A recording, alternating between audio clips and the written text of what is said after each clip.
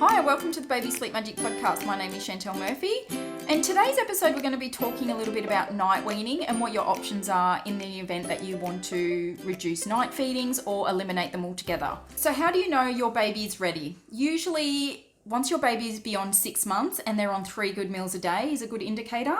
In some cases, if you feel like the night feeds have become a little bit habitual or they're feeding just for comfort, possibly you might be feeding to sleep, or there is no pattern to the overnight feedings. That's a bit of an indicator that your little one might be ready to drop those night feeds.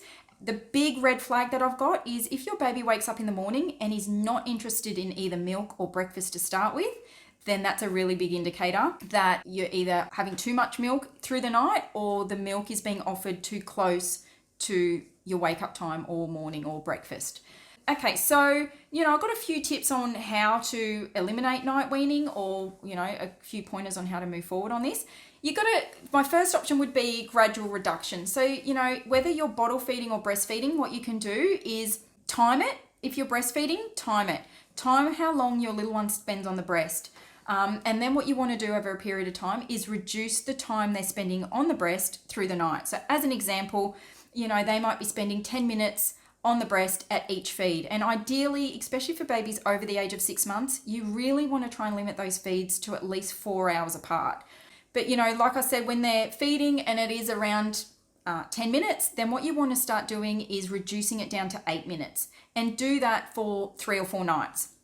Once you're comfortably down to 8 minutes, then reduce those feeds down to 6 minutes. And you generally reduce them down by a couple of minutes every few nights. There's no exact rule to this. You can do as you please and however you want. And if you want to eliminate, let's just say hypothetically, the 2 a.m. feed first, reduce that feed first. And then when that feed's gone, then you would work on the, hypothetically, 10 p.m. feed as well. And this is same with bottles. So my recommendation would be to start at around about 120 mils and then reduce it down to by 20 mils every few days. So again, as an example, it would be reducing it down to 100 mils for 3 to 4 days, then down to 80 mils, then down to 60 mils. And then once you're down to 40 mils, you then stall initially before you go in to attend to your little one and then offer water. And that's the same with breast as well. Once you're down to 4-minute mark, you would then stall before you need to go into your little one and then offer them water through a sippy cup or something like that. So that's one option. That's the gradual reduction, which can take as long as you want it to take. You can drag it out over 10 days to 2 weeks, or you could even drag it out for a few months. It completely depends on what you want to do. The other option would be a dream feed.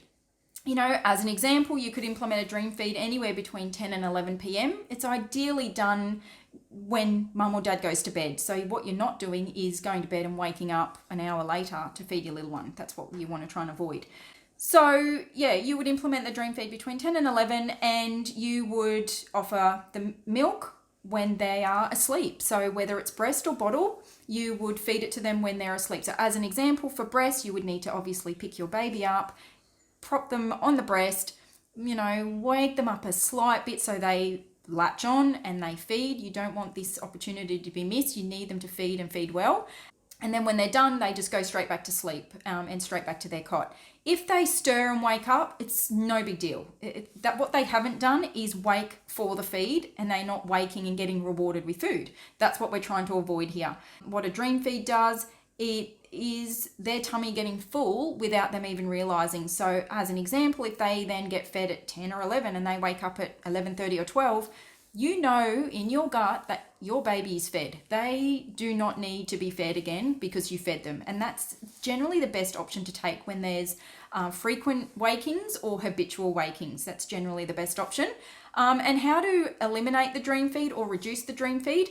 What you would do is very similar to the gradual approach as before. You would reduce the either time on the breast or milk in the bottle over a period of, a few nights. And then you would also move the time back as well. So as an example, if it was 11 o'clock, you would do that for 2 or 3 nights until you get some consistency, and then you would reduce the volume in the bottle or time on the breast and then move that time, that dream feed, back to potentially 10:30, and you stick to that process for 3 or 4 nights. And then again, after some consistency and some results, you would then move it down to 10 p.m. and reduce even further. And basically, look, as a snapshot, you would continue to reduce the time on the breast or milk in the bottle and the time that you offer the feed. And in some cases, it gets to anywhere between 8:30, 9 p.m. at night that you're offering the dream feed, and it generally ends up being around about 4 to 5 minutes on the breast or 40 to 50 mils in the bottle. So that's kind of at that point, when they're at that point, you know they're done, they're fine, they now no longer need night feeding.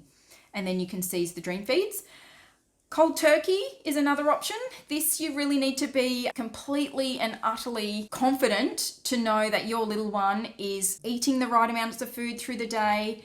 You certainly want the night that you decide to go with this option, you need to ensure your little one is not suffering from any sickness or teething or regressions or anything, because when your little one cries, you purely want it to be a protest cry because they're cranky and annoyed, not because there's something underlying here. So yeah, this option and method is ideal for children, babies over the age of 6 months that are on 3 good meals a day. And when I say good meals, I'm talking a cup of food for at least breakfast, lunch and dinner. The other option that you've got is you could, if you're bottle feeding, you could water down the bottles or the amount of meals that you're offering at that time as well. And that can take a period of a week or 2, you know, there's no distinctive time frame on that. It just depends on what your little one's currently waking for, you know, how much they're feeding through the day.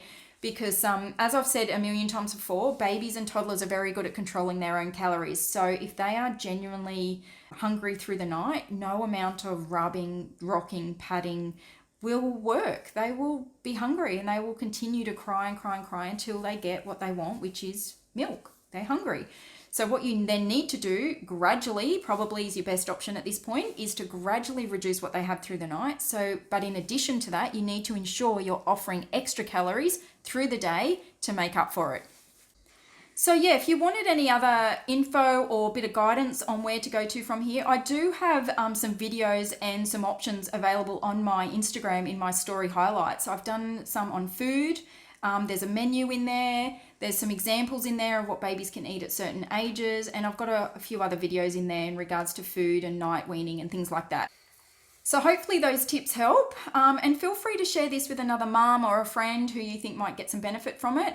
And also, if it's not too much to ask, can I ask a favor that you can kindly jump onto iTunes and just leave us a review, as that helps with our rankings. It also helps with gain a bit more exposure when it comes to the podcast and helping some more mums out there. So thanks again for listening, and I'll see you in the next podcast.